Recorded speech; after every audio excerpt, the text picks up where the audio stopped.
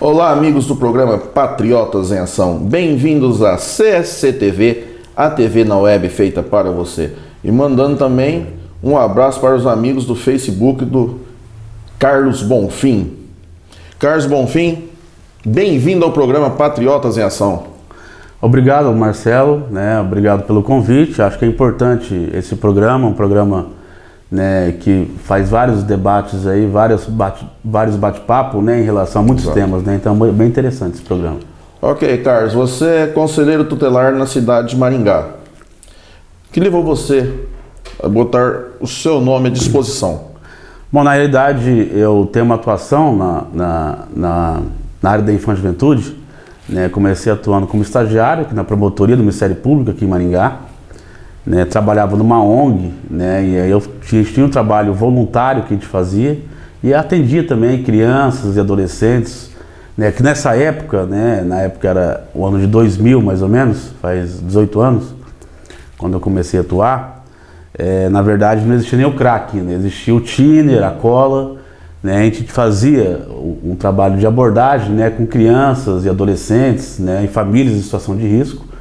E eu me identifiquei muito, eu vim do movimento estudantil, atuei no movimento estudantil também, sempre gostei de trabalhar nessa área da infância e da juventude, e aí tive a oportunidade depois de me colocar meu nome à disposição, fiz um concurso público, passei, eu trabalho no SENSE, sou licenciado agora, no Centro de Socioeducação, que trabalha com adolescente em conflito com a lei. E aí depois coloquei meu nome à disposição, trabalhei com vários promotores aqui em Maringá, na área da infância e juventude. E aí, posteriormente coloquei meu nome, eu me identifiquei, gosto do trabalho que eu faço, é um trabalho árduo, mas é gratificante. Exatamente, é um trabalho árduo. Você é pai. Sou pai. E você trabalha com crianças que sofrem maus tratos, com crianças abandonadas. Isso não mexe com o seu coração? Mexe, Marcelo. Eu estou um segundo mandato do Conselho Tutelar, às vezes tem que ser, até às vezes precisa até ter um acompanhamento, sabe, psicológico, porque assim, isso mexe, com o emocional, tem algumas situações graves que acontecem, então você tem que ter muita resiliência, você tem que estar sempre superando essas situações, que a gente trabalha com situação de criança vítima de violência e abuso sexual. Em Maringá tem bastante, muitas vezes não aparece na imprensa, mas existem muitas situações de violência e abuso sexual, maus tratos, situações de abandono de criança.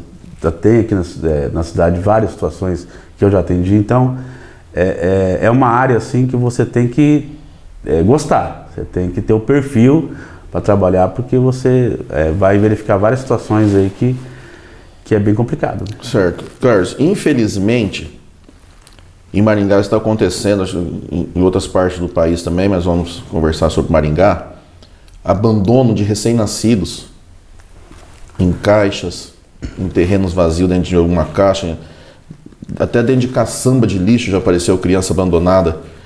Carlos, o que está acontecendo com a família hoje? Não está tendo estrutura? Na realidade, tem situações e situações, Tem, por exemplo, mulheres que ficam grávidas, que não estão preparadas para ser mãe, não tem condições, de ser mãe, não quer. Exatamente, mas nesse preparo, abandonar a criança, não seria mais fácil entregar no local? Na verdade, falta muita informação, Existe aqui, inclusive, foi lançado pelo juiz da Vara da Infância e Juventude, que a adoção segura, porque assim, você fazer a entrega da criança, você tem que fazer uma entrega legal também, que eu já busquei criança numa situação que foi entregue para uma família sem passar pela justiça. Existe uma ordem cronológica da fila de espera, então existe um procedimento, Então, assim, se a gestante não tem interesse de permanecer com a criança, ela pode entregar. Ela pode fazer entrega, e não é crime, é legal isso. Então, mas ela pode procurar a justiça, no caso, e já fazer a adoção dessa criança antes mesmo da criança nascer? Já pode ir procurar o fórum, ter o NAI, que é um núcleo especializado de atendimento com psicóloga, e assistente social. Pode ir lá, mesmo quando estiver gestante, dizer que ela não tem interesse de permanecer com a criança, que tem interesse de entregar para adoção, que daí vai ter todo o processo legal. Depois dessa criança nascer, existe um procedimento que é feito na vara da infância, depois que a criança nasce, né, a mãe é ouvida uma vez, é feito um acompanhamento psicológico para verificar mesmo se a mãe ela tem mesmo esse interesse de entregar a criança. Depois não tem como se arrepender, né? E fez a entrega, depois da entrega da destituição do poder familiar da mãe, acabou, não tem mais, né? Depois que acontece a adoção, acabou, né? Quem adotou a criança, não existe criança adotada, né? É o pai, vai ser pai e mãe da criança. Então, o que está acontecendo? Algumas situações de mães que não têm condições, não querem permanecer com a criança, acabam entregando também para terceiro, que é a adoção brasileira, também que é ilegal, né? Existe todo um procedimento e todo um critério e toda uma ordem da fila de espera, isso tem que ser respeitado, né? E existem mães também que acabam, não sei porquê, não consegue entender, né? Abandonando criança em caixa de papelão, no lixo e até mesmo colocando a criança em situação de risco de até causar a própria morte da criança, né? Então é uma situação bem delicada, mas que a gente tem que sempre levar para a comunidade que não tem interesse em permanecer com a criança, existe todo um procedimento legal para a entrega da criança. Ô Carlos, quando a mãe ela está grávida e ela já, pela informação aqui que você está passando, ela já quer doar a criança, que ela não tem intenção de ficar com a criança, durante a gestação, onde que ela pode procurar uma ajuda?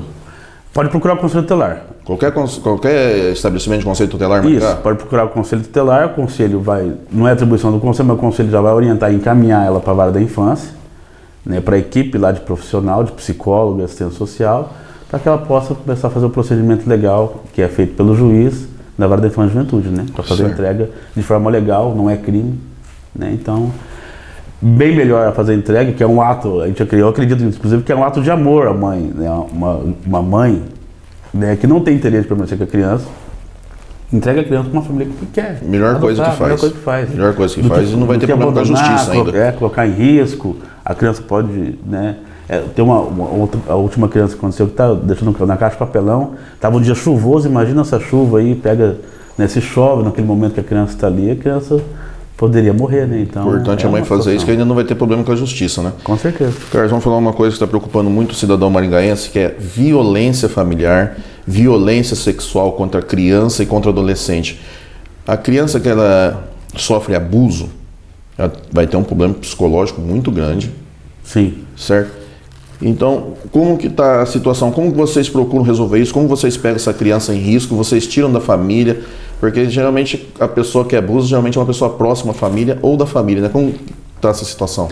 Bom, existe situações, né? Cada caso é um caso diferente. Na verdade, existem situações de abuso intrafamiliar, né? Pelo padrasto, pelo pai, pelo tio, pelo vizinho, né? Quando é intrafamiliar, né, na verdade, a gente busca garantir que a criança permaneça na família natural, né? Antes de retirar a criança, a gente tem que afastar o agressor, né? Primeiro, acho que a primeira medida que a gente pode fazer, a criança ela é feita, existe um protocolo em Maringá, né, de situações de violência sexual e abuso, né? Todo um protocolo, a criança até 24 horas ela é encaminhada para o HU, né, se verificar alguma situação de abuso, né?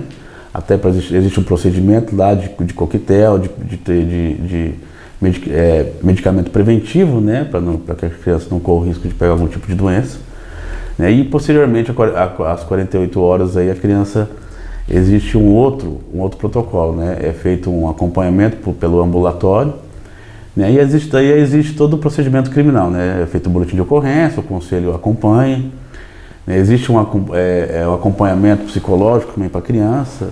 Algumas situações a gente retira a criança do seio familiar e deixa com a família extensa, né? Em outras situações a gente pega a criança, encaminha a criança para o abrigo municipal. Então, assim, cada situação depende, né, se tem família extensa, se não tem, se a criança está em risco, continua permanecendo em risco na casa que ela vai ficar. E aí tem o acompanhamento, e hoje agora foi instalado no CRIA, né, a última cidade do estado que foi instalado no CRIA, né, que é um núcleo especializado, né, aí de combate, né, a crimes contra crianças e adolescentes, né. Agora temos que discutir com o prefeito aqui, inclusive, né, porque o NUCRIA ele vai atender Maringá, não atende a região, né, então temos que ver com o prefeito, né, estamos aguardando a agenda, inclusive, com a delegada, a doutora Karen, né, muito é muito comprometida, né? A Célia Cortelete também, que é psicóloga, então estão aguardando agora uma agenda com o prefeito para a gente sentar e ver o que precisa mais no CRIA para funcionar com qualidade. Né? Não adianta ter um instrumento, e não ter qualidade no atendimento. Então a gente vai discutir, a gente acredita num diálogo tranquilo com o prefeito aqui em Maringá, para a gente poder fazer a cobrança de algumas situações que precisa para isso não queria fazer o atendimento. Então é bem importante isso. Né? Essa família extensa é família voluntária? Não, a família extensa é tio, a tia, avô, que pode permanecer com a criança. Para a gente ter conhecimento. Se a criança vai para o acolhimento, né, existe o programa aqui da família acolhedora, né, aqui em Maringá. Então, essa criança pode permanecer com a família acolhedora de forma provisória. E aí essa permanência, quando retiro da família, né, aí vai ser feita avaliação, né, técnica, né, com a equipe técnica, equipe psicólogo, assistente social, e a vara da infância para ver se essa criança retorna para a família ou não. Ou ela pode ser destituída do poder familiar. Depende da gravidade aí que a criança foi colocada em situação de violência, né? Certo. Ô Fábio, violência escolar. A gente sabe que está aumentando muito a violência escolar e tal, e vem aí a polêmica das câmeras em sala de aula. Como que tá aí? Como você está vendo isso aí? Eu sei que você é um defensor de colocar as imagens em sala de aula, né? A câmera. E a violência escolar também, eu quero que você fale como que está, porque a gente que acompanha escola, tudo também está aumentando demais. O que está acontecendo? Bom, na realidade, eu comecei a defender a Câmara nas escolas, né, municipais, no CEMEIs, né, diante de muitas situações de ocorrência de violência contra a criança, do próprio educador que permanece no CEMEI, né. Aí eu sempre falei, né, a maioria dos profissionais que trabalham na educação são comprometidos com o trabalho. Né, não estou aqui para dizer que todo mundo agride as crianças, né? Mas existe uma parcela, assim, uma parcela significativa.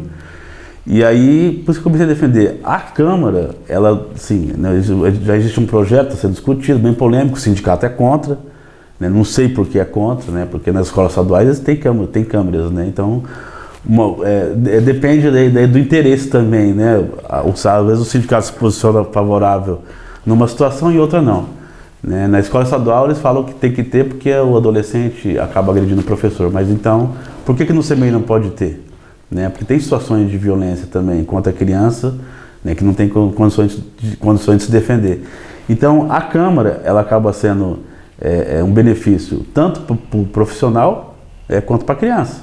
Né? A proteção é para ambas as partes, até que daí depois se tiver uma situação de violência, se tiver um inquérito criminal, existe todo um critério, porque o pai não vai estar lá no celular vendo a todo momento a sala.